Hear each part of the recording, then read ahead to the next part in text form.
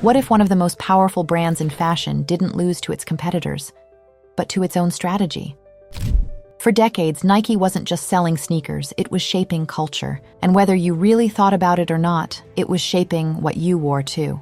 From Michael Jordan to Serena Williams, from running tracks to streetwear, Nike built something few brands ever achieve: relevance that felt untouchable.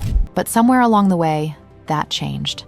Because while Nike was chasing growth, optimizing its business, and trying to control everything from distribution to digital, it slowly lost the one thing that made it dominant in the first place: the connection.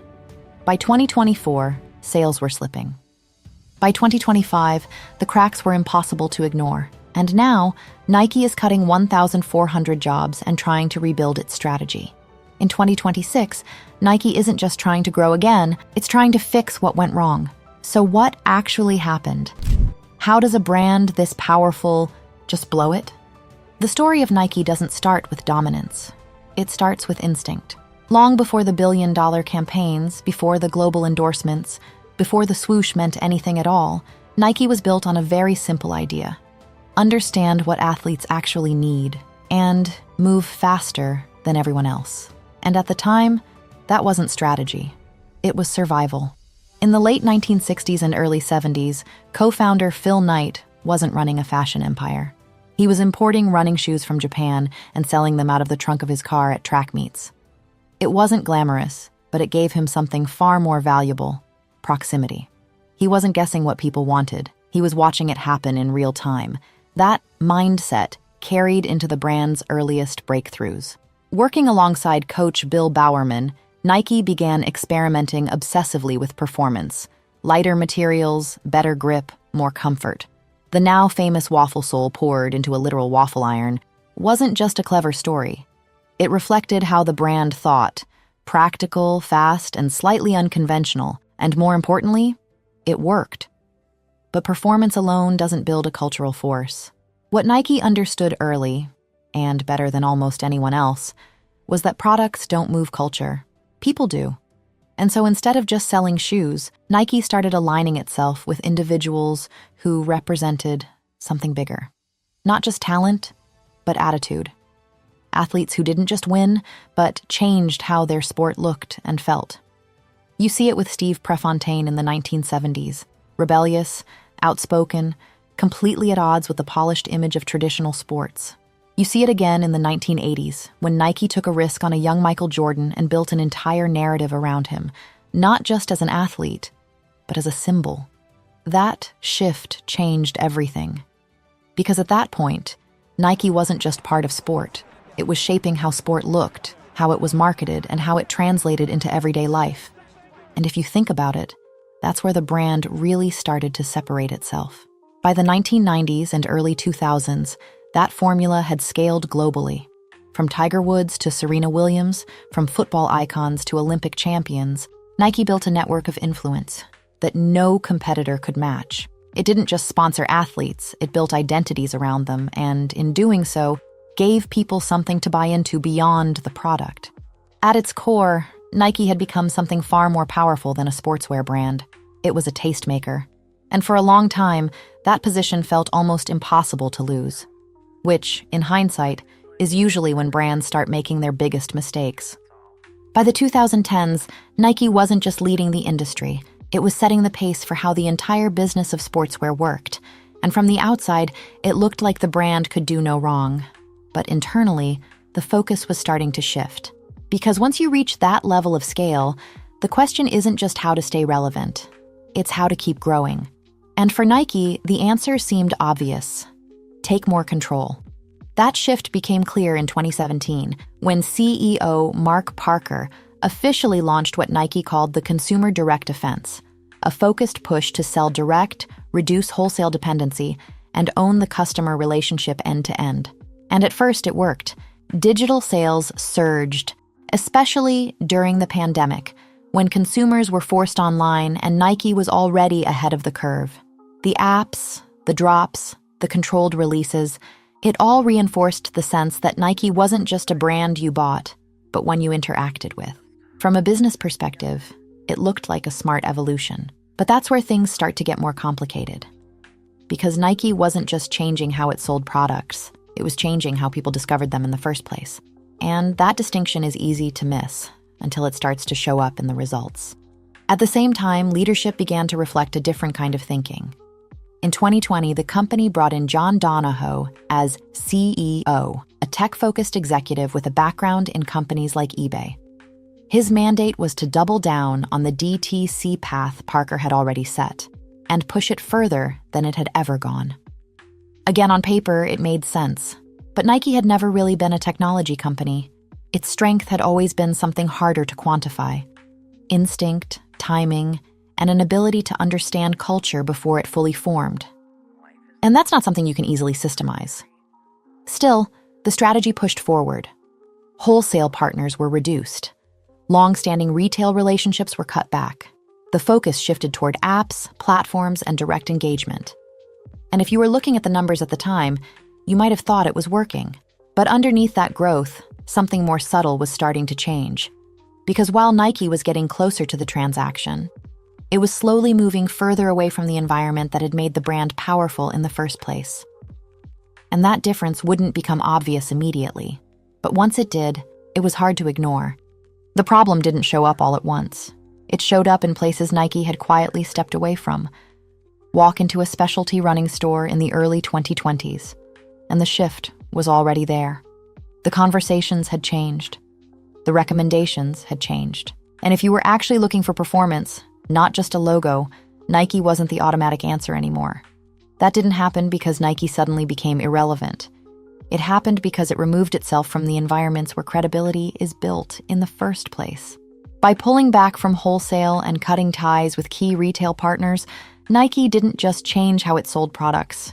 It lost presence in the exact spaces where people learn what's worth buying. And that space doesn't stay empty. Brands like Hoka, On, and New Balance moved in with a very different approach. They didn't try to compete on scale or marketing power. Instead, they focused on product, on specific categories, and on showing up where the consumer was actually making decisions. Especially in running, a category Nike had once dominated, that shift started to matter. Because once credibility moves, it rarely moves back easily. At the same time, Nike's own product strategy began to lean heavily on what had already worked. Dunks, Air Force Ones, Jordans, familiar silhouettes returned again and again, repackaged through new drops, new colorways, and constant releases. And for a while, that momentum carried the brand forward. But repetition has a limit. Because in fashion, and especially in sneakers, value isn't just created through demand, it's created through restraint. The moment something becomes too available, too predictable, too easy to access, it starts to lose the very thing that made it desirable. And that's where the shift became visible. Not in one single decision, but in the combination of them. Nike didn't just lose shelf space. It didn't just slow down on innovation. It didn't just rely too heavily on its past. It did all of it at the same time. And in doing so, it created a gap. Not in visibility, but in relevance. Because while Nike was optimizing its business, something else was happening around it. The culture moved on. And once that happens, catching up becomes a very different challenge than staying ahead. By the time Nike's mistakes became impossible to ignore, the damage was already bigger than one bad product cycle. The company had spent years betting that it could control the entire relationship with the consumer, but what it ended up proving was almost the opposite. Even a brand as powerful as Nike still depends on the ecosystem around it. Retailers, specialty stores, athletes, sneaker communities, runners, stylists, and everyday consumers all play a role in deciding what feels relevant. And once Nike stepped away from too many of those spaces at once, the consequences started to build. That started showing up in the numbers. Nike was still enormous, still one of the most valuable names in fashion and sportswear, but the direction of travel had changed. Growth slowed, inventory became harder to manage, and the products that were supposed to carry the brand started feeling less exciting than they once had. As excess product moved into discounted channels, the perception problem became harder to ignore. And in sneakers, that tension matters. The line between classic and overdone is thinner than most brands want to admit. Then came the market reaction. In June 2024, after Nike reported a 2% revenue decline and projected a further 10% drop for the following quarter, The stock fell 20% in a single session, wiping out $28.4 billion in market value overnight. It was the worst single trading day in the company's entire history since its 1980 IPO. That moment mattered because it turned what had been a fashion and product problem into a public business crisis. The issue was no longer just that consumers were finding alternatives elsewhere. It was that Nike's own strategy, the one designed to make the brand more powerful, had started making it look exposed. And that is where the contradiction became so clear. Nike had tried to behave more like a tech company, building a cleaner digital ecosystem, owning more of the customer relationship, and controlling the transaction from start to finish. But Nike's power had never come from transactions alone. It came from instinct, from sport, from product, from being close enough to culture to know where it was moving before everyone else caught up.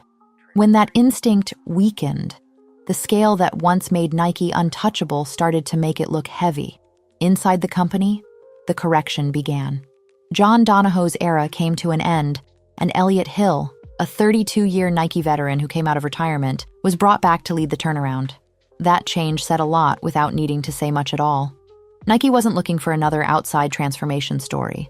It was looking for someone who understood the company from the inside, someone who could pull it back toward sport, product, and the relationships it had spent years underestimating. So the strategy began to reverse. Nike started rebuilding ties with wholesale partners, putting more energy back into physical retail, and trying to repair the shelf space and trust it had given up. It also began clearing excess inventory and refocusing attention on performance, innovation, and sport-led storytelling, the things that had made the brand feel different in the first place. But the difficult part is that none of this can be fixed overnight. You can change a strategy quickly. You can announce a turnaround plan in a single earnings call. But rebuilding desirability takes longer, especially when consumers have already found alternatives they genuinely like. And that is what makes this moment so uncomfortable for Nike. The brand is not collapsing. It is not disappearing. It still has the money, the athletes, the archive, the marketing power, and the global reach most competitors could only dream of. But for the first time in a long time, Nike is being forced to fight for something it used to own almost automatically: authority. Not just being visible, not just being everywhere, but being the brand people instinctively believe is ahead. And once that belief starts to crack, even the biggest name in the world has to earn it back. And that is where Nike finds itself now. Not at the end of the story, but in the most uncomfortable part of it. The part where the brand has to prove it still knows who it is. Under Elliott Hill, Nike is trying to undo the very mistakes that brought it here. Internally, the strategy has been framed around win now, which already tells you how urgent this has become. The early signs are mixed. In Q2 of fiscal 2026, wholesale revenues were up 8%, a sign the corrections are beginning to stick. But Nike Direct was still under pressure. China remained one of the weakest points in the business, and the company was still cutting around 1,400 jobs to move faster. So this is not a clean comeback yet. It is a correction. And in fashion and sneakers, that difference matters. People don't just wear the brand they remember. They wear the brand that feels right now.